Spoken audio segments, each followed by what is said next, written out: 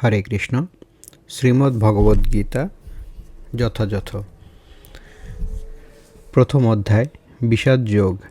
শ্লোক 1 অনুবাদ। ধৃতরাষ্ট্র বললেন, হে সঞ্জয়, ধর্মক্ষেত্র কুরুক্ষেত্রে যুদ্ধ করার মানসে সমবেত হয়ে আমার পুত্ররা এবং পাণ্ডুর পুত্রেরা কি করল? তাৎপর্য: শ্রীমদ্ ভগবদ্গীতা বহুপঠিত ভগবত তত্ত্ববিজ্ঞান, যার সারমর্ম গীতা মাহাত্ম্যে বর্ণিত হয়েছে।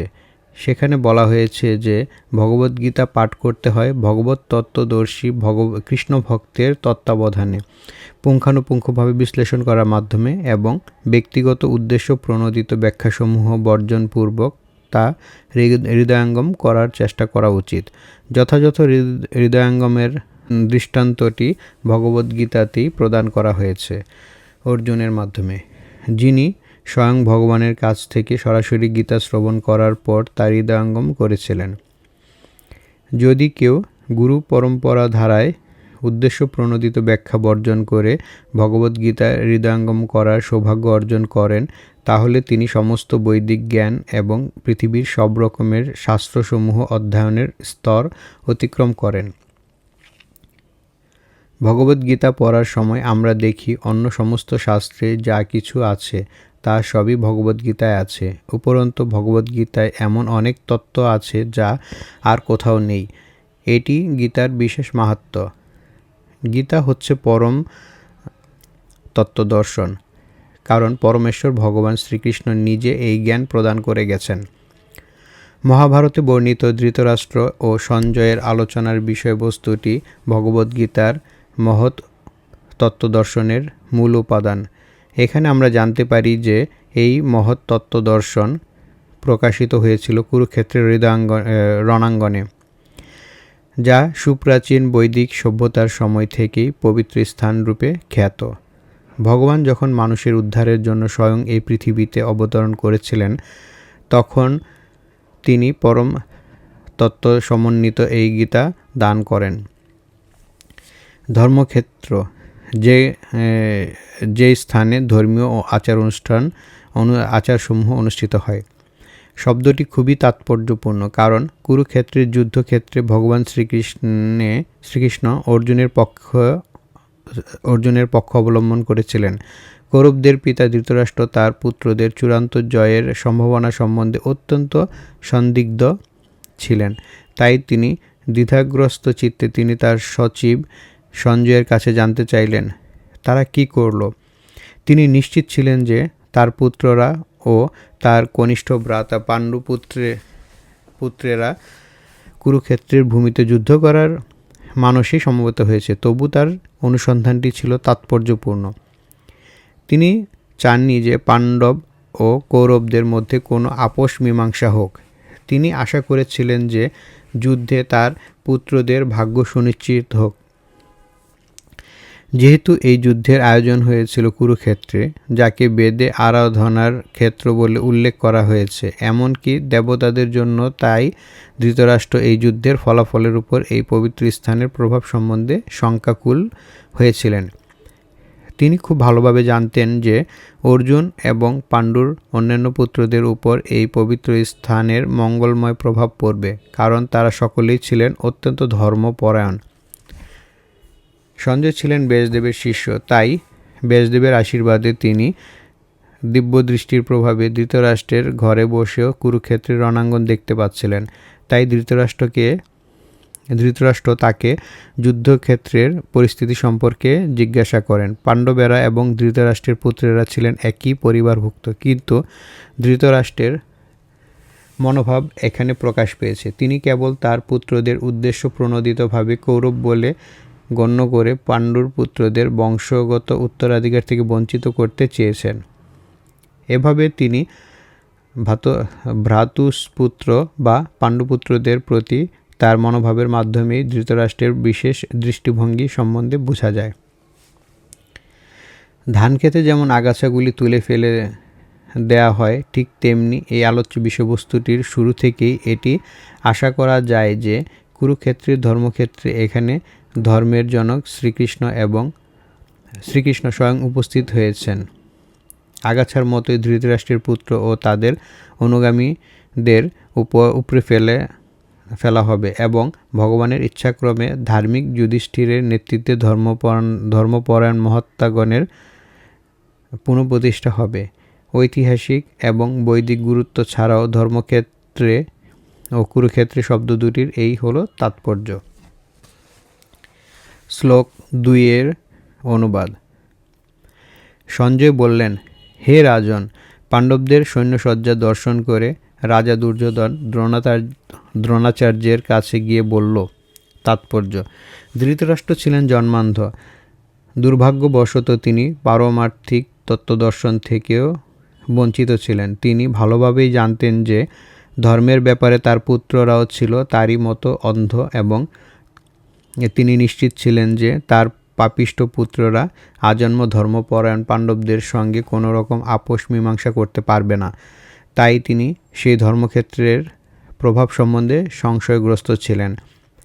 যুদ্ধক্ষেত্রের পরিস্থিতি সম্বন্ধে তিনি ধৃতরাষ্ট্রের এই প্রশ্ন করার অভিপ্রায়টি সঞ্জয় বুঝতে পেরেছিলেন। তাই তিনি নৈরাশ্যগ্রস্ত রাজাকে আশ্বস্ত করার জন্য বলেছিলেন যে পবিত্র ধর্মক্ষেত্রের প্রভাবের ফলে তার পুত্ররা পাণ্ডবদের সঙ্গে কোনো রকম আপোষ মীমাংসা করবে না।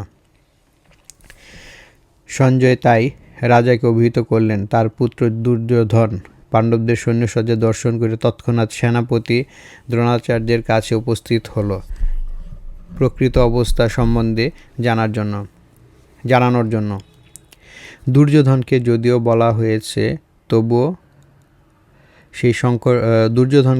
রাজা বলা হয়েছে, তবুও সেই সংকটময় অবস্থায় তাকে তার সেনাপতির কাছে যেতে হয়েছিল। তাই একজন রাজনীতিবিদ হিসেবে সে যথেষ্টই পারদর্শী ছিল। কিন্তু পাণ্ডবদের সৈন্যসজ্জা দেখে দুর্যোধনের মনে যে ভয়ের সঞ্চার হয়েছিল তা সে তার কূটনীতির ছদ্ম আবরণে ঢেকে রাখতে পারেনি। শ্লোক 3 এর অনুবাদ। হে আচার্য, পাণ্ডবদের মহান সৈন্যবল দর্শন করুন, যা আপনার অত্যন্ত বুদ্ধিমান শিষ্য দ্রুপদের পুত্র অত্যন্ত দক্ষতার সঙ্গে বইয়ের আকারে রচনা করেছেন। তাৎপর্য: চতুর কূটনীতিবিদ দুর্যোধন মহৎ ব্রাহ্মণ সেনাপতি দ্রোণাচার্যকে তার কাছে তার ভুল ত্রুটিগুলো দেখিয়ে দিতে চেয়েছিল। পঞ্চপাণ্ডবের পত্নী দ্রৌপদীর পিতা দ্রুপদরাজের সঙ্গে দ্রোণাচার্যের কিছু রাজনৈতিক মনোমালিন্য হয়েছিল। এই মনোমালিন্যের কারণে দ্রুপদ এক যজ্ঞের অনুষ্ঠান করেন এবং সেই যজ্ঞের ফলে বরপ্রাপ্ত হন যে তিনি দ্রোণাচার্যকে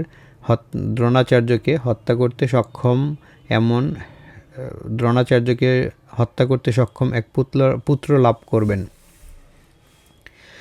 দ্রোণাচার্য এই বিষয়ে সম্পূর্ণভাবে অবগত ছিলেন, কিন্তু দ্রৌপদ তার সেই পুত্র ধৃষ্টদ্যুম্নকে যখন অস্ত্রশিক্ষার জন্য তার কাছে প্রেরণ করেন, তখন উদার ব্রাহ্মণ রূপে দ্রোণাচার্য তার সব রকম অস্ত্রশিক্ষা এবং সামরিক কলাকৌশলের গুহ্য শিক্ষাসমূহ প্রদান করতে দ্বিধা করেননি। এখন কুরুক্ষেত্রের যুদ্ধক্ষেত্রে ধৃষ্টদ্যুম্ন পাণ্ডবদের পক্ষে যোগদান করে তাদের সৈন্যবুর্জ রচনা করেছেন, যে কৌশল তিনি দ্রোণাচার্যের কাছ থেকে প্রাপ্ত হয়েছিলেন। দ্রোণাচার্যের এই ত্রুটির কথা দুর্যোধন তাকে স্মরণ করিয়ে দিল, যাতে তিনি সতর্কতার সাথে আপোষহীনভাবে যুদ্ধ করেন। এর মাধ্যমে সে এটিও মনে করিয়ে দিল যে তিনি তার প্রিয় শিষ্য পাণ্ডবদের বিরুদ্ধে যুদ্ধ করতে যেন কোনো রকম কোমলতা প্রদর্শন না করেন। বিশেষত অর্জুন ছিলেন তার সবচেয়ে প্রিয় ও মেধাবী শিষ্য।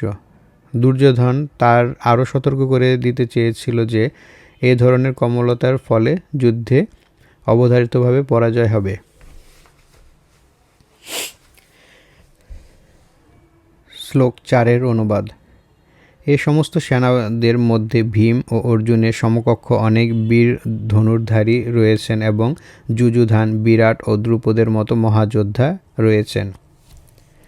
তাৎপর্য: যদিও সামরিক কলাকৌশলের দ্রোণাচার্যের অমিত শক্তির সম্মুখে ধৃষ্টদ্যুম্ন ছিলেন এক অতি নগণ্য প্রতিবন্ধক, কিন্তু আরও অনেকেই ছিলেন যারা ভয়ের কারণ ছিলেন। দুর্যোধন তাদের দূরতিক্রম্য প্রতিবন্ধক বলে উল্লেখ করেছে, কারণ তারা সকলেই ছিলেন ভীম ও অর্জুনের মতো ভয়ঙ্কর। ভীম ও অর্জুনের শক্তির কথা দুর্যোধন ভালোভাবেই জানত, তাই অন্যান্য রথী মহারথীদেরও ভীম ও অর্জুনের সঙ্গে তুলনা করেছে। শ্লোক 5 থেকে 7 অনুবাদ। সেখানে দৃষ্টকেতু, চেকিতান, কাশীরাজ, পুরোজিত, কুন্তিভোজ ও শৈব্যের মতো অত্যন্ত বীর, বলবান যোদ্ধারাও রয়েছেন। সেখানে রয়েছেন অত্যন্ত বলবান যুধামন্যু, প্রবল পরাক্রমশালী উত্তমৌজা, সুভদ্রার পুত্র এবং দ্রৌপদীর পুত্রগণ। এইসব যোদ্ধারা সকলেই মহারথী। হে দ্বিজোত্তম, আমাদের পক্ষে যে সমস্ত বিশিষ্ট সেনাপতিগণ সামরিক শক্তির পরিচালনার জন্য রয়েছেন, আপনি আপনার অবগতির জন্য আমি তাদের সম্বন্ধে বলছি।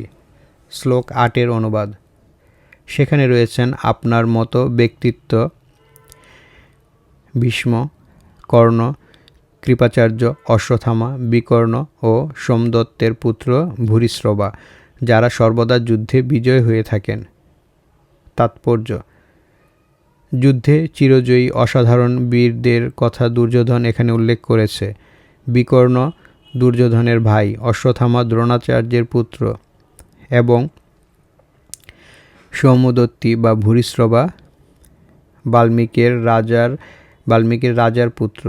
কর্ণ অর্জুনের বৈপত্রীয় ভ্রাতা, কেননা রাজা পাণ্ডুর সঙ্গে বিবাহের পূর্বে কুন্তী দেবীর কোলে তার জন্ম হয়। কৃপাচার্যের যমজ ভগ্নীর সঙ্গে দ্রোণাচার্যের বিবাহ হয়।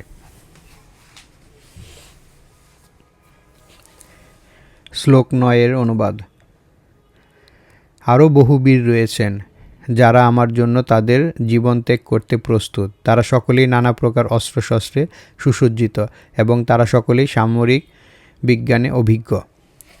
তাৎপর্য: অন্য আর যে সমস্ত বীরেরা দুর্যোধনের পক্ষে ছিল, যেমন জয়দ্রথ, কৃতবর্মা, শল্য, এরা সকলেই দুর্যোধনের জন্য প্রাণ পর্যন্ত দিতে প্রস্তুত ছিল। পক্ষান্তরে এখানে স্পষ্টভাবে বুঝিয়ে দেওয়া হয়েছে যে পাপিষ্ঠ দুর্যোধনের পক্ষ অবলম্বন করার ফলে কুরুক্ষেত্রের রণাঙ্গনে এদের সকলেরই মৃত্যু অবধারিত ছিল।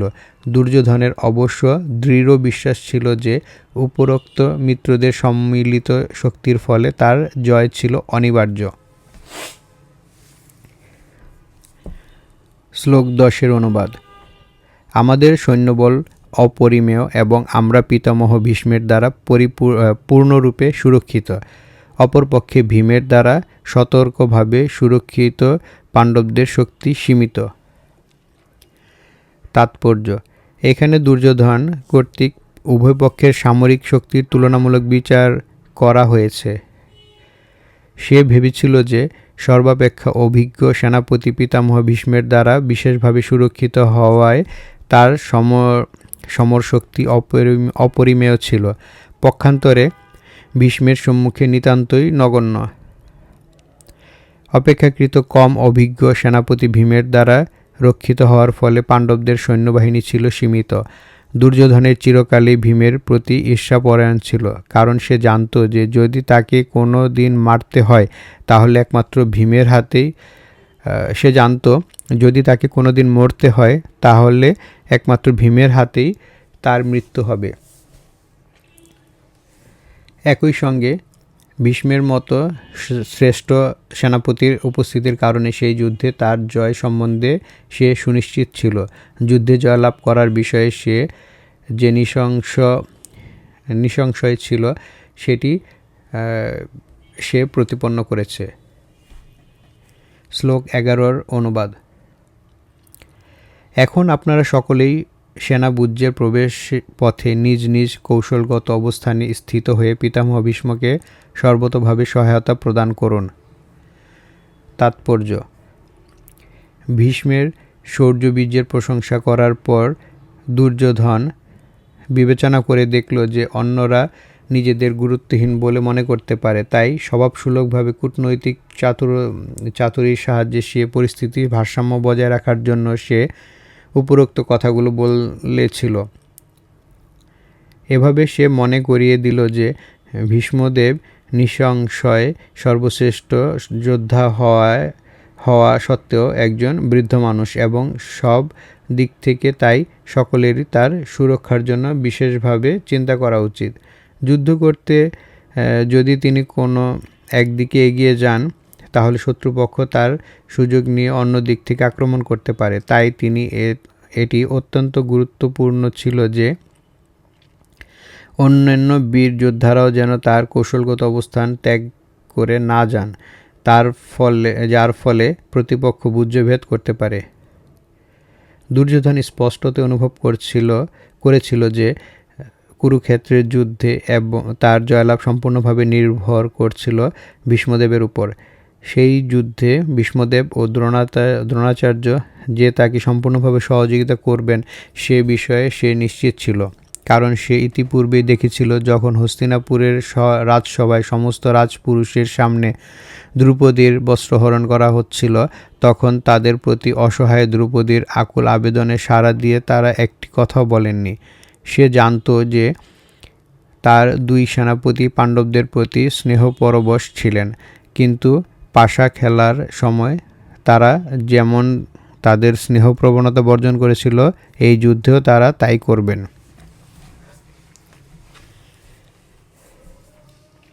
শ্লোক 12 অনুবাদ। তখন কুরুবংশের বৃদ্ধ পিতামহ ভীষ্ম দুর্যোধনের হর্ষ উৎপাদন করে সিংহের মতো গর্জনের মতো অতি উচ্চনাদে তার শঙ্খ বাজালেন।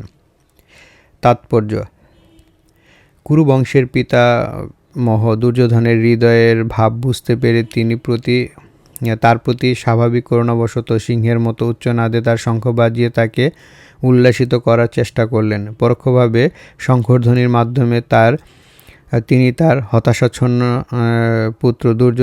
পৌত্র দুর্যোধনকে জানিয়ে দিলেন যে এই যুদ্ধে জয়লাভ করার কোনো আশা তার নেই, কারণ ভগবান শ্রীকৃষ্ণ ছিলেন তার বিপক্ষে।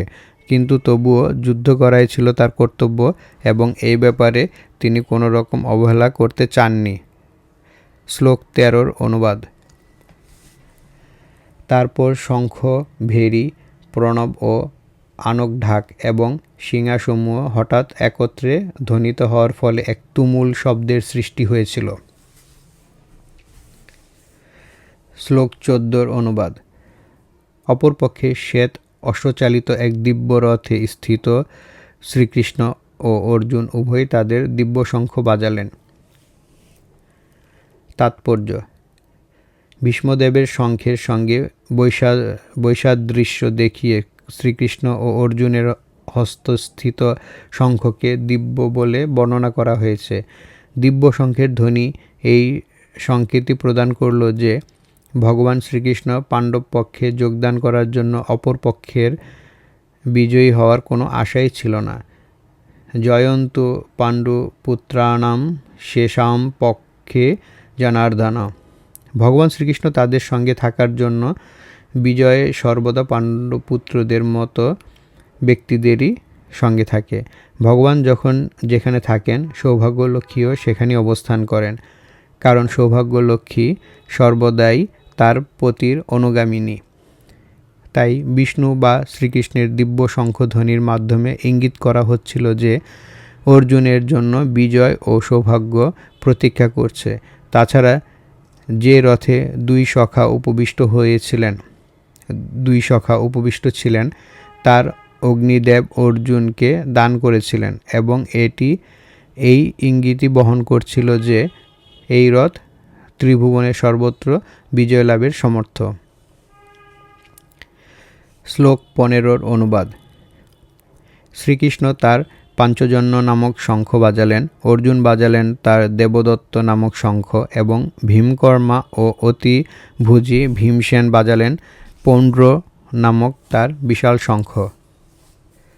তাৎপর্য: শ্রীকৃষ্ণকেই এই শ্লোকে ঋষিকেশ বলে উল্লেখ করা হয়েছে, কারণ তিনি সমস্ত ইন্দ্রিয়ের অধীশ্বর, জীবেরা তার অবিচ্ছেদ্য অংশ। তাই জীবেদের ইন্দ্রিয়গুলিও তার ইন্দ্রিয়সমূহের অবিচ্ছেদ্য অংশ। নির্বিশেষবাদীরা জীবেদের ইন্দ্রিয়সমূহের উৎস সম্বন্ধে ব্যাখ্যা করতে পারে না, তাই তারা সমস্ত জীবদের ইন্দ্রিয়বিহীন ও নির্বিশেষ বলে বর্ণনা করতে উদ্গ্রীব। সমস্ত জীবের অন্তরে অবস্থান করে ভগবান তাদের ইন্দ্রিয়গুলোকে পরিচালিত করেন, তবে তিনি সেটি করেন জীবের শরণাগতির মাত্রা অনুসারে, এবং শুদ্ধ ভক্তের ক্ষেত্রে তার ইন্দ্রিয়গুলিকে ভগবান প্রত্যক্ষভাবে পরিচালিত করেন। এখানে কুরুক্ষেত্রের যুদ্ধক্ষেত্রে অর্জুনের দিব্য ইন্দ্রিয়গুলোকে ভগবান সরাসরিভাবে পরিচালিত করেছেন, তাই এখানে তাকে ঋষিকেশ নামে বিশেষভাবে অভিহিত করা হয়েছে। ভগবানের বিভিন্ন কার্যকলাপ অনুসারে তার ভিন্ন ভিন্ন নাম আছে, যেমন মধু নামক দানবকে সংহার করার জন্য তার নাম মধুসূদন, গাভী ও ইন্দ্রিয়গুলিকে আনন্দ দান করেন বলে তার নাম গোবিন্দ, বাসুদেবের পুত্র রূপে অবতীর্ণ হয়েছিলেন বলে তার নাম বাসুদেব, দেবকীর সন্তান রূপে অবতীর্ণ হয়েছিলেন বলে তার নাম দেবকীনন্দন, বৃন্দাবনে যশোদার সন্তান রূপে তিনি তার বাল্যলীলা প্রদর্শন করেছিলেন বলে তার নাম যশোদানন্দন, এবং সখা অর্জুনের রথের সারথি হয়েছিলেন বলে তার নাম পার্থসারথি। সেই রকম কুরুক্ষেত্রের রণাঙ্গনে অর্জুনকে পরিচালনা করেছিলেন বলে তার নাম ঋষিকেশ। অর্জুনকে এই শ্লোকে ধনঞ্জয় বলে অভিহিত করা হয়েছে, কারণ বিভিন্ন যাগযজ্ঞের অনুষ্ঠান করার জন্য তিনি তার জ্যেষ্ঠ ভ্রাতাকে ধন সংগ্রহ করতে সাহায্য করতেন। তেমনি ভীম বৃকোদর নামে বিদিত, কারণ তিনি প্রচুর পরিমাণে আহার করতে পারেন।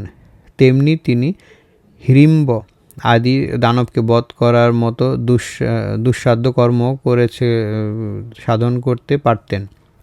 সুতরাং পাণ্ডব পক্ষে ভগবান শ্রীকৃষ্ণ বিভিন্ন ব্যক্তিত্ব যখন তাদের বিশেষ ধরনের শঙ্খ বাজালেন, সেই দিব্য শঙ্খধ্বনি যুদ্ধে অংশগ্রহণকারী সৈন্যদের কাছে অত্যন্ত প্রেরণাদায়ক ছিল।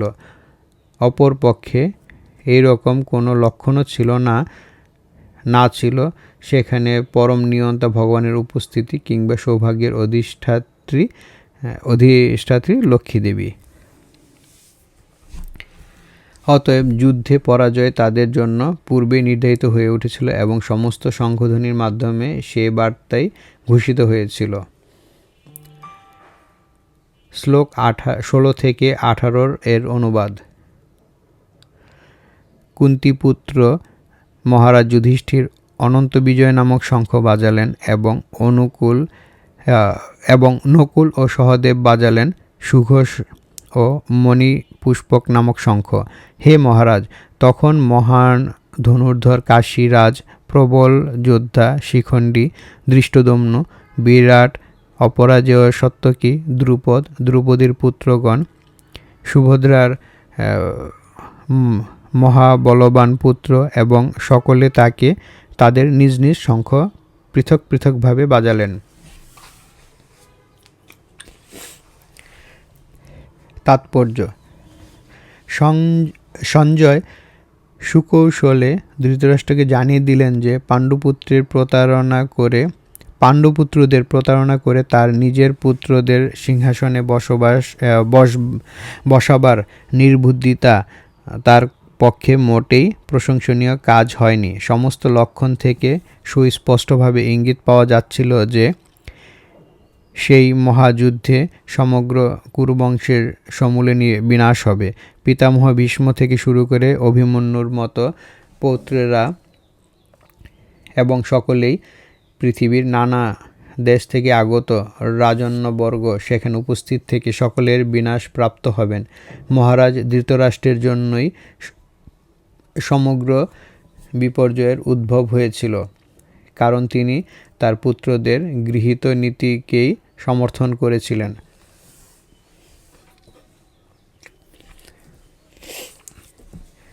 শ্লোক 19 অনুবাদ। বিভিন্ন শঙ্খ নিনাদের সেই শব্দ ছিল প্রচণ্ড। তা আকাশ ও পৃথিবীকে প্রকম্পিত করে ধৃতরাষ্ট্রের পুত্রদের হৃদয় বিদীর্ণ করেছিল। তাৎপর্য: ভীষ্মদেব ও দুর্যোধনের পক্ষে অন্যান্যরা যখন শঙ্খ বাজিয়েছিলেন তখন পাণ্ডবদের বুক ভয়ে কেঁপে ওঠেনি, সেই ধরনের ঘটনার উল্লেখ নেই। কিন্তু এই শ্লোকে উল্লেখ করা হয়েছে যে পাণ্ডবদের শঙ্খনাদের ধৃতরাষ্ট্রের পুত্রদের হৃদয়ে ভয়ে বিদীর্ণ হলো। সেটি পাণ্ডবদের নিজেদের কারণেই এবং ভগবান শ্রীকৃষ্ণের প্রতি তাদের পূর্ণ বিশ্বাস ও শরণাগতির জন্য। ভগবানের কাছে যিনি আত্মসমর্পণ করেন তার মনে কোনো ভয় থাকে না, এমনকি চরম বিপদেও তিনি অবিচলিত থাকেন। শ্লোক 20-এর অনুবাদ। সেই সময় পাণ্ডুপুত্র অর্জুন হনুমান চিহ্নাঙ্কিত পতাকা শোভিত রথে অধিষ্ঠিত হয়ে তার ধনুক তুলে নিয়ে স্বর নিক্ষেপ করতে প্রস্তুত হলেন।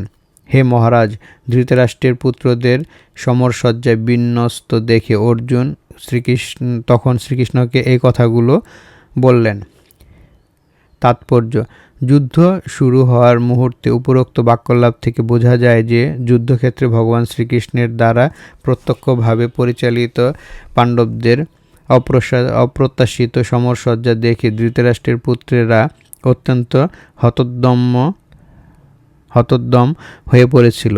অর্জুনের রথে হনুমান চিহ্নাঙ্কিত ধ্বজাও একটি বিজয়সূচক ইঙ্গিত, কারণ রাম ও রাবণের যুদ্ধে হনুমান শ্রীরামচন্দ্রকে সহযোগিতা করেছিলেন এবং শ্রীরামচন্দ্র বিজয়ী হয়েছিলেন। তখন এখানেও অর্জুনকে সাহায্য করার জন্য তার রথে শ্রীরামচন্দ্র ও হনুমান দুজনেই উপস্থিত রয়েছেন।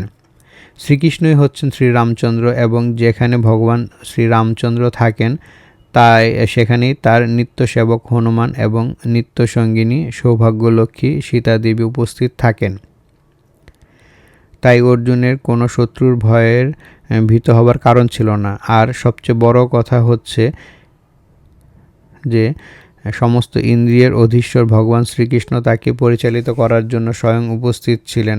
এভাবে যুদ্ধ সম্পাদনের জন্য সমস্ত ভালো পরামর্শই অর্জুন পাচ্ছিলেন। তার নিত্যকালের ভক্তের জন্য ভগবানের দ্বারা আয়োজিত এরকম শুভ পরিস্থিতি সুনিশ্চিত জয়েরই ইঙ্গিত বহন করছিল। শ্লোক 21 ও 22-এর অনুবাদ। অর্জুন বললেন, হে অচ্যুত, তুমি উভয় পক্ষের সেনাদের মাঝখানে আমার রথ স্থাপন করো, যাতে আমি দেখতে পারি যুদ্ধ করার অভিলাষী হয়ে কারা এখানে এসেছে এবং মহাসংগ্রামে আমাকে কাদের সঙ্গে যুদ্ধ করতে হবে। তাৎপর্য: যদিও শ্রীকৃষ্ণ স্বয়ং পরমেশ্বর ভগবান, তবুও তিনি তার অহৈতুকী কৃপাবশে তার প্রিয় সখার সেবায় নিয়োজিত হয়েছিলেন। ভক্তের প্রতি করুণা প্রদর্শনে ভগবান কখনো চ্যুত হন না, তাই তাকে এখানে অচ্যুত বলে সম্ভাষণ করা হয়েছে। অর্জুনের রথের সারথি হবার ফলে তাকে অর্জুনের আদেশ অনুযায়ী কাজ করতে হয়েছিল এবং যেহেতু তা করতে তিনি কুণ্ঠিত হননি, তাই তাকে অচ্যুত বলে সম্বোধন করা হয়েছে। যদিও তিনি রথের সারথি হয়েছিলেন, তবুও তিনি তার পরম পদ থেকে চ্যুত হননি। সকল অবস্থাতেই তিনি পরমেশ্বর ভগবান বা সমস্ত ইন্দ্রিয়ের অধীশ্বর ঋষিকেশ। ভগবানের সঙ্গে তার ভক্তের সম্পর্ক অত্যন্ত মধুর ও অপ্রাকৃত। ভক্ত সর্বদাই ভগবানের সেবায় উন্মুখ, তেমনি ভগবানও তার ভক্তের কোনো সেবা করার জন্য সর্বদা সুযোগের অন্বেষণ করেন। ভগবান যখন তার কোনো শুদ্ধ ভক্তের আদেশ অনুসারে তাকে পরিচর্যা করার সুযোগ পান, তখন তিনি নিজে আদেশ করা থেকেও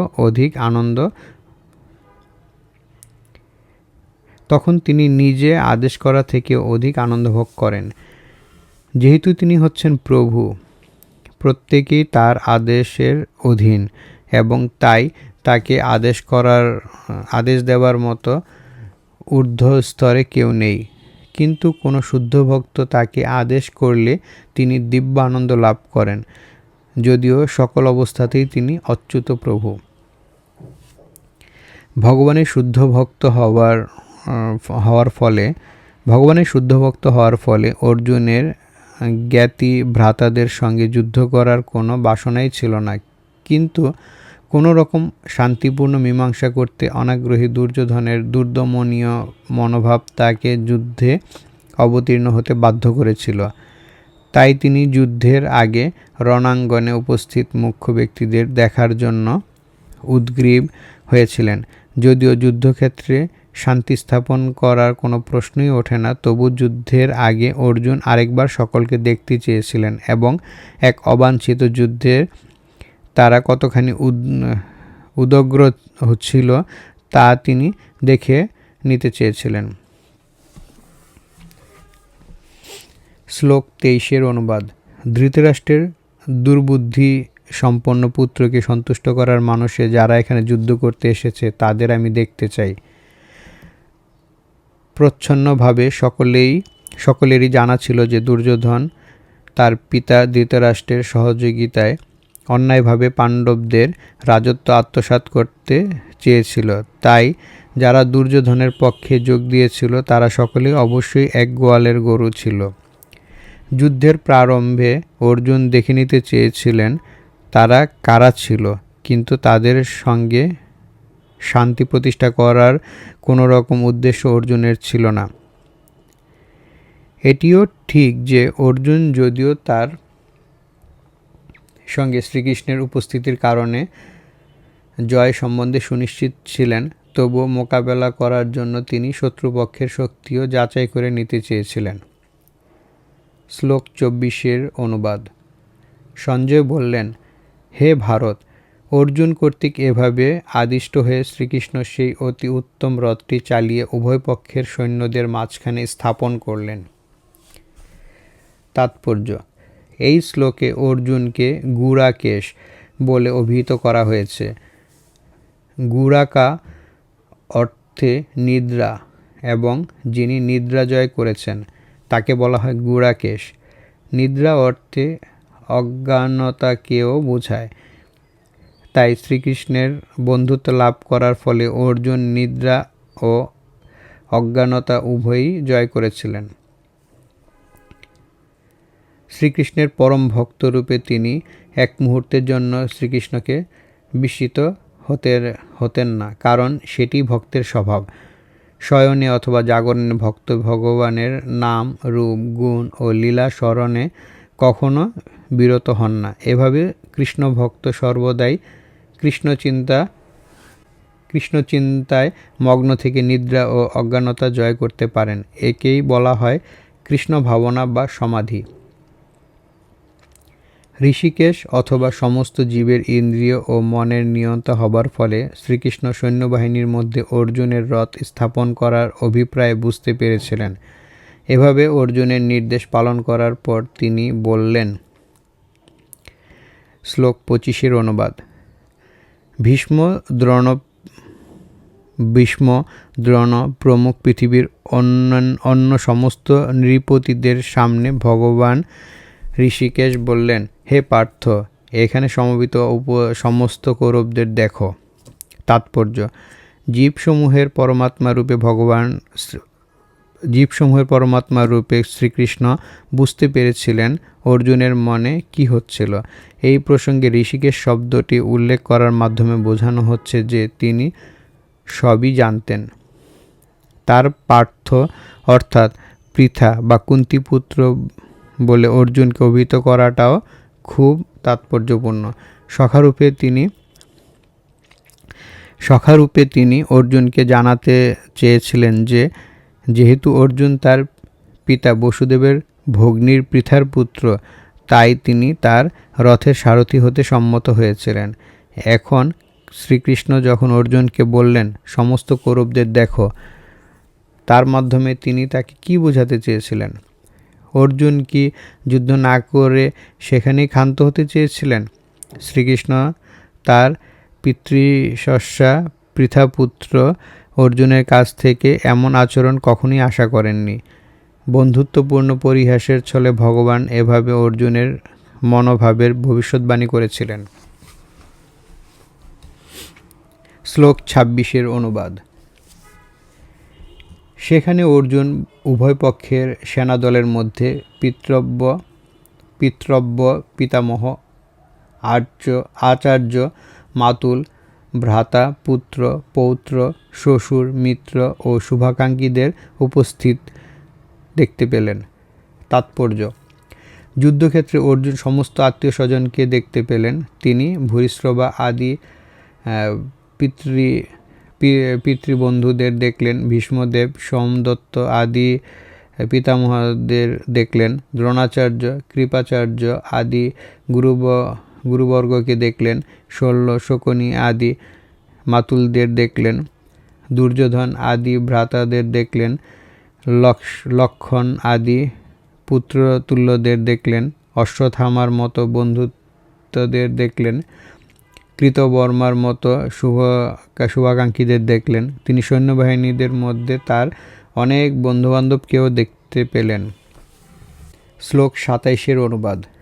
যখন কুন্তিপুত্র অর্জুন সর্বস্তরে বন্ধু ও আত্মীয় স্বজনদের দেখলেন, তখন তিনি অত্যন্ত করুণার্দ্র হয়ে বিষণ্ণভাবে বললেন। শ্লোক ২৮ অনুবাদ।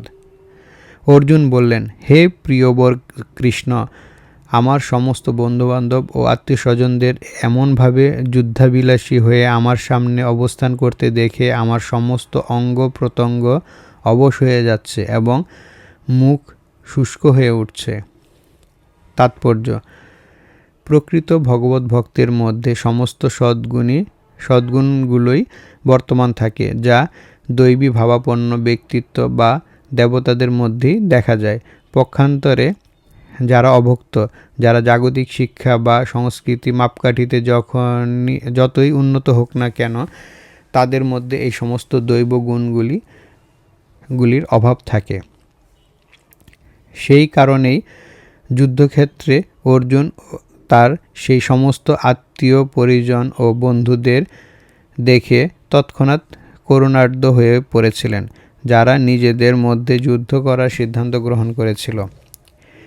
তার স্বপক্ষের সৈন্যদের প্রতি অর্জুন শুরু থেকেই সহানুভূতিশীল ছিলেন, কিন্তু শত্রুপক্ষের সৈন্যদের আসন্ন মৃত্যুর কথা ভেবেও অর্জুন করুণা অনুভব করেছিলেন।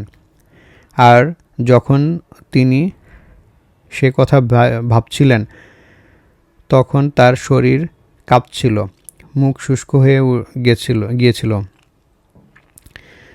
তিনি তাদের যুদ্ধের মানসিকতা দেখে আশ্চর্য হয়েছিলেন। বাস্তবিক পক্ষে অর্জুন রক্তের সম্পর্কিত এই সমস্ত আত্মীয় স্বজনরাই তার যুদ্ধ করতে এসেছিল। অর্জুনের মতো একজন দয়ালু ভগবত ভক্তকে এই সমস্ত কিছু বিচলিত করেছিল। এখানে যদিও উল্লেখ করা হয়নি, তবুও সহজেই অনুমান করা যায় যে অর্জুনের শরীরই কেবল কম্পিত ও মুখ শুষ্ক হচ্ছিল তা নয়, তিনি করুণাবশত ক্রন্দনও করছিলেন। অর্জুনের এই ধরনের আচরণ তার দুর্বলতার প্রকাশ নয়, তা হচ্ছে তার হৃদয়ের কোমলতার প্রকাশ, যা ভগবানের শুদ্ধ ভক্তের একটি বৈশিষ্ট্য। তাই বলা হয়েছে, ভগবানের প্রতি যার অবিচলিত ভক্তি আছে, তিনি দেবতাদের সমস্ত মহৎ গুণের দ্বারা বিভূষিত, কিন্তু যে ভগবত ভক্ত নয়, তার সমস্ত গুণই জাগতিক এবং সেগুলি নিতান্তই অকিঞ্চিৎকর, কারণ সে মনোধর্মের দ্বারা পরিচালিত হয় এবং অবধারিতভাবেই চোখ ধাঁধানো জড়জাগতিক শক্তির দ্বারা আকৃষ্ট হয়ে পড়ে। শ্রীমদ্ ভাগবতমে ৫:১৮-১২। শ্লোক ২৯ অনুবাদ। আমার সর্বশরীর কম্পিত ও রোমাঞ্চিত হচ্ছে, আমার হাত থেকে গান্ডীব খসে পড়ছে এবং ত্বক জ্বলে যাচ্ছে। তাৎপর্য: শরীরে কম্পন দেবার দুটি কারণ আছে, রোমাঞ্চ হবারও দুটি কারণ আছে। তার একটি হয় চিন্ময় আনন্দের অনুভূতি থেকে এবং অন্যটি প্রচণ্ড জড়জাগতিক ভয় থেকে। অপ্রাকৃত অনুভূতি হলে কোনো ভয় থাকে না। এক্ষেত্রে অর্জুনের লক্ষণগুলি জড়জাগতিক ভয়ের ফলে, অর্থাৎ প্রাণহানির আশঙ্কার কারণে প্রকাশ পেয়েছিল। তার অন্যান্য লক্ষণ দেখেও আমরা স্পষ্টভাবে বুঝতে পারি অর্জুন এতই অস্থির হয়ে পড়েছিল যে তার হাত থেকে বিখ্যাত গান্ডীব ধনুক খসে পড়েছিল, এবং যেহেতু তার হৃদয় দগ্ধ হচ্ছিল তাই তার ত্বকও জ্বলে যাচ্ছিল। এই সমস্ত কিছুর মূল কারণ হচ্ছে জীব সম্বন্ধে জড়জাগতিক ধারণা। শ্লোক 30 অনুবাদ। হে কেশব, আমি এখন আর স্থির থাকতে পারছি না। আমি বিস্মৃত হচ্ছি এবং আমার চিত্ত উদ্ভ্রান্ত হচ্ছে। আমি কেবল অমঙ্গলসূচক লক্ষণসমূহ দর্শন করছি। তাৎপর্য: অর্জুন অধৈর্য হয়ে পড়ার জন্য যুদ্ধক্ষেত্রে থাকতে অক্ষম হয়ে পড়েছিলেন এবং তার মানসিক দুর্বলতার কারণে তিনি আত্মবিস্মৃত হয়ে পড়েছিলেন। জড়জগতের বিষয়ের প্রতি অত্যাধিক আসক্তি মানুষকে এভাবে মোহাচ্ছন্ন করে ফেলে। ভয়ং দ্বিতীয়াভিনিবেশত স্যাৎ। এই ধরনের ভীতি ও মানসিক ভারসাম্যের অভাব তখনই দেখা যায় যখন মানুষ জড় অবস্থার দ্বারা অত্যন্ত প্রভাবিত হয়ে পড়ে। অর্জুন যুদ্ধক্ষেত্রের করুণ পরিণতি কেবল দর্শন করেছিলেন। শত্রুর বিরুদ্ধে জয় লাভ করেও তিনি সুখী হতে পারতেন না। এখানে নিমিত্তানি বিপরীতানি উক্তিটি তাৎপর্যপূর্ণ। মানুষ যখন আশা করতে গিয়ে কেবল নৈরাশ্য দর্শন করে তখন সে মনে করে আমি কেন বেঁচে আছি। সকলকেই তার নিজের জন্য এবং ব্যক্তিগত সুখ স্বাচ্ছন্দ্যের বিষয়ে আগ্রহী, ভগবানের বিষয়ে কেউই আগ্রহী নয়। শ্রীকৃষ্ণের ইচ্ছাতেই অর্জুন তার প্রকৃত স্বার্থ বিষয়ে অজ্ঞতা প্রদর্শন করেছেন। মানুষের প্রকৃত স্বার্থ নিহিত রয়েছে বিষ্ণু বা শ্রীকৃষ্ণের মাঝে। মায়াবদ্ধ জীবেরা এই কথা ভুলে যায় আর তারা তার জড় জাগতিক দুঃখ কষ্ট ভোগ করে। অর্জুন মনে করছিলেন যে তার পক্ষে যুদ্ধ জয়লাভ করাটা হবে মর্মবেদনার কারণ মাত্র। শ্লোক 31 অনুবাদ। হে কৃষ্ণ, যুদ্ধে আত্মীয় স্বজনদের নিধন করার মাধ্যমে কিভাবে মঙ্গল হতে পারে আমি তা দেখতে পারছি না। আমি কোনো যুদ্ধ জয়, রাজ্য বা সুখভোগ কামনা করি না। তাৎপর্য: বিষ্ণুই বা শ্রীকৃষ্ণ যে তাদের প্রকৃত স্বার্থ তা না জেনে বদ্ধজীবেরা দেহগত সম্পর্কের দ্বারা আকৃষ্ট হয়ে সুখী হতে চায়। জীবনের এই প্রকার অন্ধ ধারণার বশবর্তী হয়ে তারা এমনকি জাগতিক সুখের কারণগুলিও ভুলে যায়। এখানে অর্জুনের আচরণ থেকে মনে হয় যে তিনি তার ক্ষাত্রধর্ম ভুলে গেছেন। শাস্ত্রে বলা হয়েছে 2 রকমের মানুষ পরম শক্তিসম্পন্ন ও উজ্জ্বল আলোকে উদ্ভাসিত সূর্যলোকে উত্তীর্ণ হন। তারা হলেন শ্রীকৃষ্ণের আজ্ঞানুসারে যুদ্ধে অবতীর্ণ হয়ে রণভূমিতে প্রাণত্যাগ করেন যে ক্ষত্রিয়, এবং সর্বত্যাগী সন্ন্যাসী যিনি আধ্যাত্ম চিন্তায় গভীরভাবে অনুরক্ত। অর্জুন তার আত্মীয় স্বজনদের প্রাণ হনন করা তো দূরের কথা, তার শত্রুকে পর্যন্ত হত্যা করতে নারাজ ছিলেন। তিনি মনে করেছিলেন তাদের স্বজনদের হত্যা করে তিনি সুখী হতে পারবেন না। তাই তিনি যুদ্ধ করতে চাইছিলেন না। ঠিক যেমন মানুষ ক্ষুধা না থাকলে রান্না করতে চায় না, এখন তিনি স্থির করেছেন অরণ্যের নির্জনতায় নৈরাশ্যপীড়িত জীবন অতিবাহিত করবেন। কিন্তু ক্ষত্রিয় রূপে জীবন ধারণের জন্য তার একটি রাজত্বের প্রয়োজন ছিল, কারণ ক্ষত্রিয় অন্য কোনো পেশায় নিযুক্ত হতে পারেন না। কিন্তু অর্জুনের কোনো রাজত্ব ছিল না। তার পিতার কাছ থেকে উত্তরাধিকার সূত্রে প্রাপ্ত রাজ্য উদ্ধার করার জন্য অর্জুনের একমাত্র উপায় ছিল তার জ্ঞাতি ভ্রাতাদের সঙ্গে যুদ্ধে লিপ্ত হওয়া, যা তিনি করতে চাইছিলেন না। তাই তিনি বিবেচনা করেছিলেন যে বনে গমন করে নৈরাশ্যময় নির্জন জীবনযাপন করাটাই তার পক্ষে ঠিক ছিল। শ্লোক ৩২ থেকে ৩৫ অনুবাদ। হে গোবিন্দ, যাদের জন্য রাজ্য ও সুখভোগের কামনা, তারা সকলেই যখন দেখছি এই রণক্ষেত্রে আজ উপস্থিত, তখন আমাদের রাজ্যে কি প্রয়োজন? সুখভোগ বা জীবনধারণেই বা কি প্রয়োজন? হে মধুসূদন, যখন আচার্য, পিতৃব্য পুত্র, পিতামহ, মাতুল, শ্বশুর, পৌত্র, শ্যালক ও আত্মীয়স্বজন সকলেই প্রাণ ও ধনাদির আশা পরিত্যাগ করে আমার সামনে যুদ্ধে উপস্থিত হয়েছেন, তখন আমি তাদের হত্যা করতে চাইব কেন? এমনকি তারা যদি আমাকে বধও করেন। হে জনার্দন, এই জগতের কি কথা, এমনকি ত্রিভুবনের বিনিময়ে আমি যুদ্ধ করতে প্রস্তুত নই। ধৃতরাষ্ট্রের পুত্রদের হত্যা করে আমার কি সন্তোষ বা লাভ করব? তাৎপর্য: অর্জুন শ্রীকৃষ্ণকে গোবিন্দ নামে সম্বোধন করেছেন, যেহেতু শ্রীকৃষ্ণ গো অর্থাৎ গাভী ও ইন্দ্রিয়গুলোকে আনন্দ দান করেন। এই তাৎপর্যপূর্ণ নামের দ্বারা সম্বোধন করার মাধ্যমে অর্জুন ইঙ্গিত জানালেন কিভাবে তার নিজের ইন্দ্রিয় তৃপ্ত হবে, কিন্তু গোবিন্দ নিজে আমাদের ইন্দ্রিয়গুলোকে তৃপ্ত করেন না। আমরা যদি গোবিন্দের ইন্দ্রিয়গুলোকে তৃপ্ত করি, তবে আমাদের ইন্দ্রিয়গুলি স্বয়ং তৃপ্ত হয়ে যায়।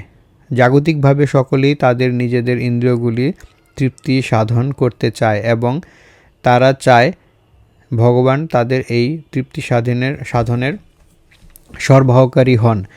যার যতটা ইন্দ্রিয় তৃপ্তি প্রাপ্য, ভগবান তাকে তা দিয়ে থাকেন, কিন্তু তা বলে তার আগ্রাসী কামনা অনুসারে নয়, কিন্তু তার বিপরীত পন্থা অবলম্বন করে, অর্থাৎ নিজের ইন্দ্রিয় তৃপ্তির কথা না ভেবে যদি গোবিন্দের ইন্দ্রিয়ের সেবায় ব্রতী হওয়া যায়, তখন গোবিন্দের আশীর্বাদে জীবেদের সমস্ত বাসনাই চরিতার্থ হয়ে যায়। সমাজ ও পরিবারের প্রতি অর্জুনের গভীর মমতা কিছুটা তাদের প্রতি তার স্বাভাবিক করুণার প্রকাশ। তাই তিনি যুদ্ধ করতে নারাজ। প্রত্যেকেই নিজের ঐশ্বর্য, তার বন্ধুবান্ধব ও আত্মীয়স্বজনকে দেখতে চায়, কিন্তু অর্জুন আশঙ্কা করছিলেন যে যুদ্ধে তার সমস্ত আত্মীয়স্বজন ও বন্ধুবান্ধব নিহত হবে এবং যুদ্ধ জয়ের পরে তার ঐশ্বর্য ভোগ করার জন্য তার সঙ্গে আর কেউ থাকবে না। জড়জাগতিক জীবনের এক বিশেষ চিন্তাধারা। অপ্রাকৃত অনুভূতি সম্পন্ন জীবন অবশ্য ভিন্ন ধরনের। ভগবত ভক্ত যেহেতু ভগবানকে তৃপ্ত করতে চান, তাই ভগবান চাইলে তিনি পৃথিবীর সব রকম ঐশ্বর্য ভগবানের সেবার জন্য গ্রহণ করতে কুণ্ঠিত হন না।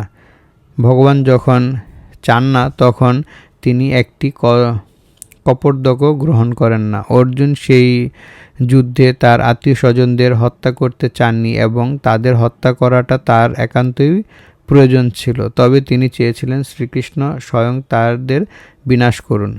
তখন অবশ্য তিনি জানতেন না যে যুদ্ধক্ষেত্রে আসার পূর্বে ভগবান শ্রীকৃষ্ণের ইচ্ছায় তারা সকলেই হত হয়েছিলেন এবং শ্রীকৃষ্ণের সেই ইচ্ছাকে রূপ দেবার জন্য তিনি চেয়েছিলেন কেবল একটি উপলক্ষ মাত্র।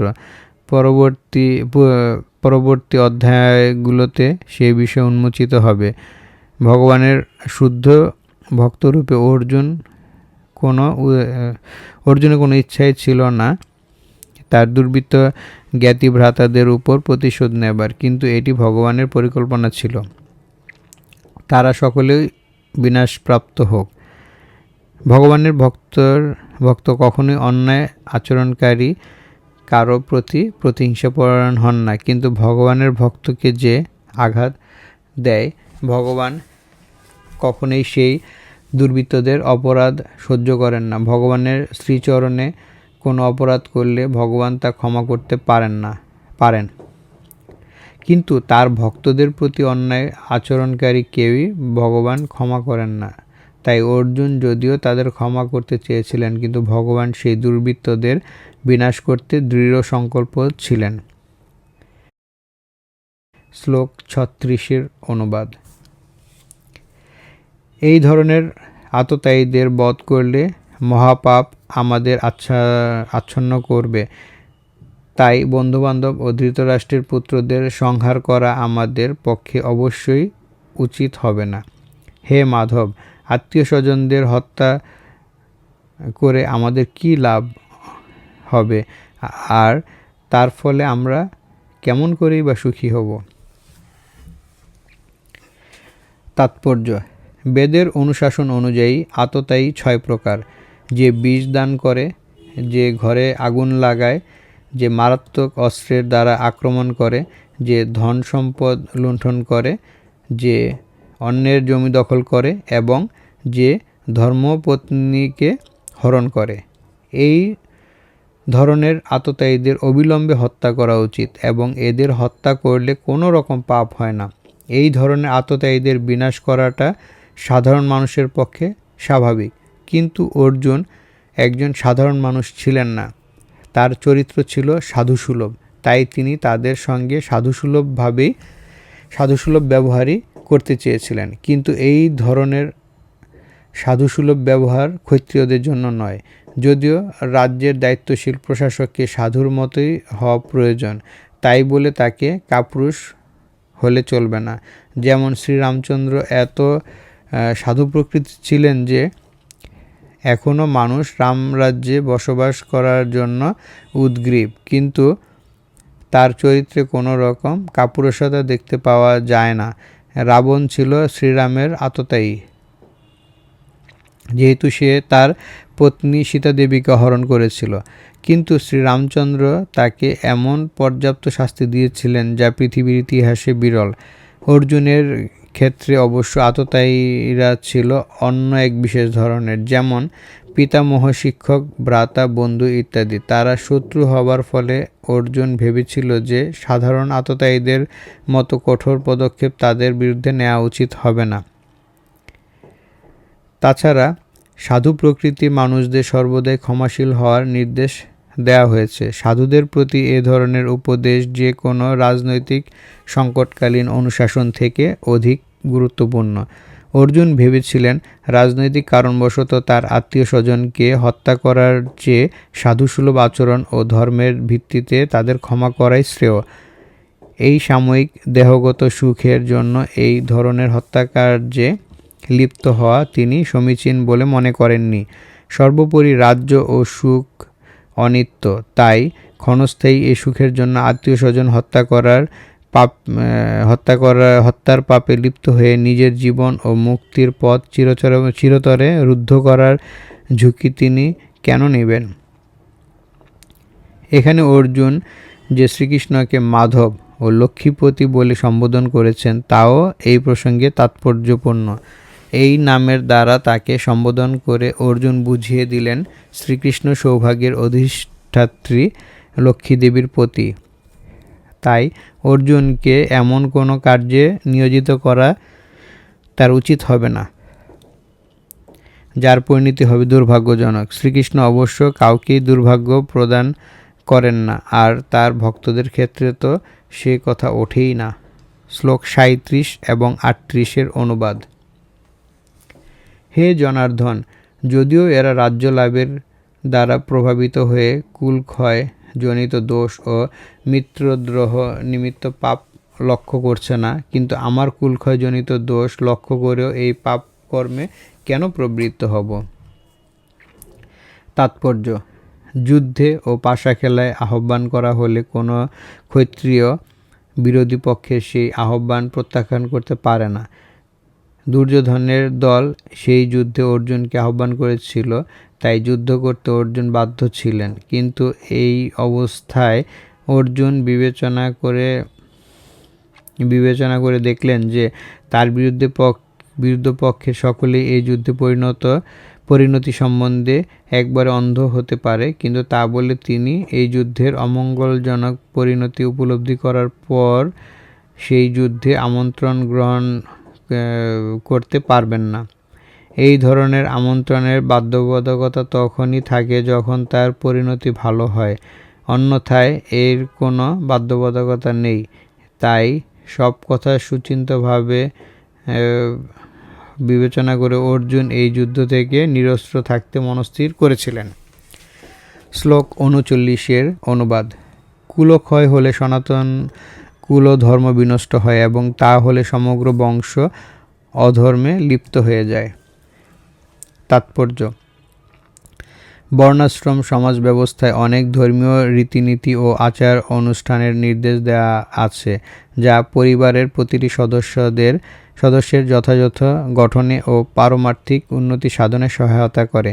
পরিবারের প্রবীণ সদস্যরা পরিবারভুক্ত ও অন্য সকলের জন্ম থেকে আরম্ভ করে মৃত্যু পর্যন্ত এই ধরনের শুদ্ধিকরণ সংস্কারে দায়িত্ব পালন করে থাকেন। কিন্তু এই সমস্ত প্রবীণ সদস্যদের মৃত্যু হলে শুদ্ধিকরণের এই সমস্ত পারিবারিক প্রথা বন্ধ হয়ে যেতে পারে, আর পরিবারের নবীন সদস্যরা অধর্মোচিত আচরণে লিপ্ত হতে পারে এবং তার ফলে তাদের মুক্তির সম্ভাবনা চিরতরে নষ্ট হয়ে যায়। তাই কোনো কারণেই পরিবারের প্রবীণ সদস্যদের হত্যা করা উচিত নয়। শ্লোক ৪০-এর অনুবাদ।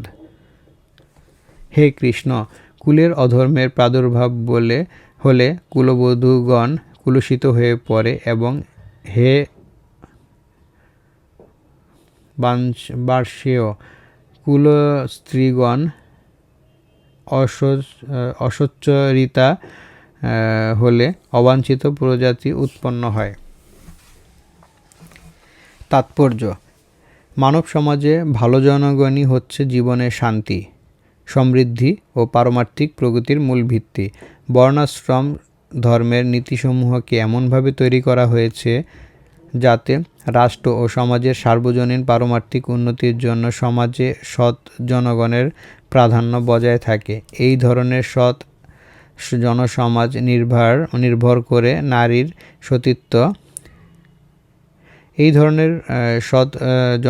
নির্ভর করে নারীর সতীত্ব ও সত্যনিষ্ঠার উপরে।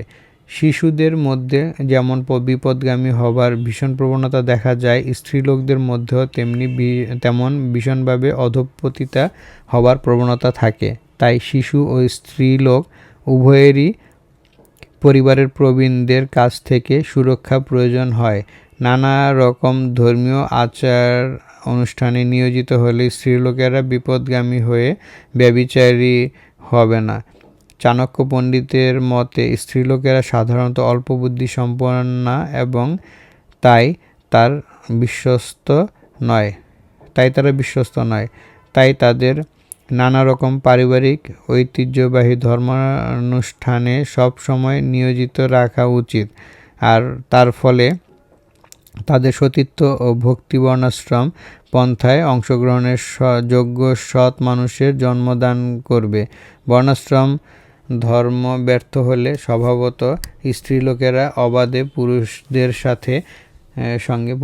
সঙ্গে মেলামেশা করার সুযোগ পেয়ে যায়, আর এভাবে তারা অবাঞ্ছিত সন্তানাদির জন্মে ঝুঁকিপ্রবণ ব্যভিচারে লিপ্ত হয়। দায়িত্বজ্ঞানহীন পুরুষদের জন্য সমাজে ব্যভিচার প্রকট হয়ে উঠলে যুদ্ধ ও মহামারীর ঝুঁকিপূর্ণ অবাঞ্ছিত মানুষের সমাজ ছেয়ে যায়। শ্লোক ৪১-এর অনুবাদ। বর্ণসংকর উৎপাদন বৃদ্ধি হলে কুল ও কুলঘাতকেরা নরকগামী হয়। সেই কুলে পিণ্ডদান ও তর্পণ লোপ পাওয়ার ফলে তাদের পিতৃপুরুষেরাও নরকে অধঃপতিত হয়। বর্ণসংকর উৎপাদন বৃদ্ধি হলে অধঃপতিত হয়। তাৎপর্য: কর্মকাণ্ডের বিধি অনুসারে পিতৃপুরুষের আত্মাদের প্রতি পিণ্ডদান ও জল উৎসর্গ করা প্রয়োজন। এই উৎসর্গ সম্পন্ন করা হয় বিষ্ণুকে পূজা করার মাধ্যমে, কারণ বিষ্ণুকে উৎসর্গিত প্রসাদ সেবন করার ফলে সমস্ত পাপ থেকে মুক্তি লাভ হয়।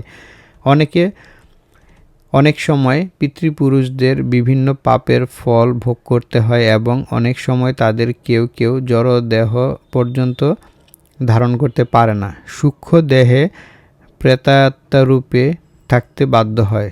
যখন বংশের কেউ আর পিতৃপুরুষের ভগবত প্রসাদ উৎসর্গ পূর্বক পিণ্ডদান করে তখন তাদের আত্মা ভৃত্যের জীবন অথবা অন্যান্য দুঃখময় জীবন থেকে মুক্ত হয়ে শান্তি লাভ করে। পিতৃরূপে আত্মার সদ্গতির জন্য এই পিণ্ডদান করাটা বংশানুক্রমিক রীতি এবং যারা ভগবত ভক্তিতে যুক্ত নয় তাদের এই ধরনের আচার অনুষ্ঠানের প্রয়োজন হয়। তবে যারা ভক্তিযোগ সাধন করেন তাদের এই ধরনের অনুষ্ঠান করার প্রয়োজন নেই। তারা কেবলমাত্র ভক্তিযোগ সাধন করার মাধ্যমেই শত সহস্র পূর্বপুরুষকে উদ্ধার করতে পারেন। যিনি সর্বকর্ম কর্তব্য পরিত্যাগ করে মুক্তিদানকারী মুকুন্দের চরণকমলে শরণ নিয়েছেন এবং ঐকান্তিকভাবে পন্থাটি অবলম্বন করেছেন, তার আর দেবদেবী মুনি ঋষি পরিবার পরিজন মানব সমাজ ও পিতৃরূপে প্রতি কর্তব্য থাকে না। পরমেশ্বর ভগবানের সেবার ফলে এই ধরনের কর্তব্যগুলো স্বাভাবিকভাবেই সম্পাদিত হয়ে যায়। শ্লোক 42 অনুবাদ। যারা কুকর্মের মাধ্যমে বংশের ঐতিহ্য নষ্ট করে এবং তার ফলে অবাঞ্ছিত সন্তানাদি সৃষ্টি করে তাদের এই দোষের ফলে সর্বপ্রকার জাতি ধর্ম ও কুলধর্ম বিনাশ হয়। তাৎপর্য: সনাতন ধর্ম বা বর্ণাশ্রম ধর্মের মাধ্যমে সমাজ ব্যবস্থায় যে 4টি বর্ণের উদ্ভব হয়েছে তার মূল উদ্দেশ্য মানুষকে জীবনের চরম লক্ষ্যে মুক্তিলাভ সক্ষম করে তোলা। তাই সমাজের দায়িত্বজ্ঞানহীন নেতাদের জন্য যদি সনাতন ধর্মের ধারা ব্যাহত হয় তবে সমাজে বিশৃঙ্খলা দেখা দেয় এবং ক্রমে ক্রমে মানুষ তাদের জীবনের চরম লক্ষ্যে বিষ্ণুকে ভুলে যায় এবং এই ধরনের নেতাদেরকে বলা হয় অন্ধ এবং যারা তাদের অনুসরণ করে তাদের অবধারিতভাবে চরম বিশৃঙ্খলার মধ্যে পতিত হয়। শ্লোক 43 অনুবাদ। হে জনার্দন, আমি পরম্পরাক্রমে শুনেছি যে যাদের কুল ও ধর্ম বিনষ্ট হয়েছে তাদের নিয়ত নরকে বাস করতে হয়। তাৎপর্য: অর্জুনের সমস্ত যুক্তিতর্ক তার নিজের অভিজ্ঞতার উপর প্রতিষ্ঠিত নয়। পক্ষান্তরে তিনি সাধু সন্ত আদি মহাজনদের কাছ থেকে আহরণ করা জ্ঞানের ভিত্তিতে এই সমস্ত যুক্তির অবতারণা করেছিলেন। সেটি প্রকৃত জ্ঞান লাভের পন্থা। প্রকৃত জ্ঞানলাভ উপলব্ধি করেছেন যে মানুষ তার তত্ত্বাবধানে শিক্ষালাভ না করলে এই ধরনের প্রকৃত জ্ঞানের স্তরে উন্নতি হওয়া যায় না। বর্ণাশ্রম ধর্মের বিধি অনুসারে মানুষকে মৃত্যুর পূর্বে তার সমস্ত পাপ মোচনের জন্য কতগুলো প্রায়শ্চিত্তের বিধি লিপন করতে হয়। সেসব সময় পাপকার্যে লিপ্ত থেকে জীবন অতিবাহিত করে তার জন্য এই বিধি অনুসারে প্রায়শ্চিত্ত করাটা অবশ্য কর্তব্য। প্রায়শ্চিত্ত না করলে তার পাপের ফল স্বরূপ মানুষ নরকে পতিত হয়ে নানা রকম দুঃখ কষ্ট ভোগ করে। শ্লোক 44 অনুবাদ। হায়, কি আশ্চর্যের বিষয় যে আমরা রাজ্য সুখের লোভে স্বজনদের হত্যা করতে উদ্যত হয়ে পাপকর্মে সংকল্পবদ্ধ হয়েছি। তাৎপর্য: স্বার্থসিদ্ধির জন্য মানুষকে ভ্রাতা মাতা ও পিতাকে হত্যা করতে দেখা যায়। পৃথিবীর ইতিহাসে এর অনেক নজির আছে, কিন্তু ভগবত ভক্ত অর্জুন সদা সর্বদা নৈতিক কর্তব্য অকর্তব্যের বিষয়ে সচেতন, তাই তিনি এ ধরনের কার্যকলাপ থেকে বিরত থাকাই শ্রেয় বলে মনে করেছেন। শ্লোক 45 অনুবাদ। প্রতিরোধ রহিত ও নিরস্ত্র অবস্থায় আমাকে যদি শাস্ত্রধারী ও ধৃতরাষ্ট্রের পুত্ররা যুদ্ধে বধ করে তাহলে আমার অধিকতর মঙ্গলই হবে। তাৎপর্য: ক্ষত্রিয় রণনীতি অনুসারে নিয়ম হলো শত্রু যদি নিরস্ত্র হয় বা যুদ্ধে অনিচ্ছুক হয় তবে তাকে আক্রমণ করা যাবে না, কিন্তু অর্জুন স্থির করলেন যে এই রকম বিপজ্জনক অবস্থায় তার শত্রুরা যদি তাকে আক্রমণও করে তবুও তিনি যুদ্ধ করবেন না। তিনি বিবেচনা করলেন না যে শত্রুপক্ষ যুদ্ধ করতে কতটা আগ্রহী ছিল। অর্জুনের এই ধরনের আচরণ ভগবত ভক্তচিত কমল হৃদয়ের বৃত্তির পরিচায়ক। শ্লোক 46 অনুবাদ। সঞ্জয় বললেন, রণক্ষেত্রে এই কথাগুলো বলে অর্জুন তার ধনুর্বাণ ত্যাগ করে শোকে ভারাক্রান্ত চিত্তে রথপুরী উপবেশন করলেন। তাৎপর্য: শত্রু সৈন্যকে নিরীক্ষণ করতে অর্জুন রথের উপর দাঁড়িয়েছিলেন, কিন্তু তিনি শোকে এতই মুহ্যমান হয়ে পড়েছিলেন যে তার ধনুক পরিত্যাগ করে তিনি তার রথের উপর বসে পড়লেন। এই ধরনের দয়ালু ও কোমল হৃদয় বুদ্ধি সম্পন্ন ভগবত ভক্তই আত্মতত্ত্বজ্ঞান লাভ করার যোগ্য। ইতি কুরুক্ষেত্রের রণাঙ্গনে সেনা পর্যবেক্ষণ বিষয়ক বিষাদযোগ নামক শ্রীমদ্ভগবদ্গীতার প্রথম অধ্যায়ের ভক্তি বেদান্ত তাৎপর্য সমাপ্ত। হরে কৃষ্ণ কৃষ্ণ কৃষ্ণ হরে হরে, হরে রাম রাম রাম হরে হরে।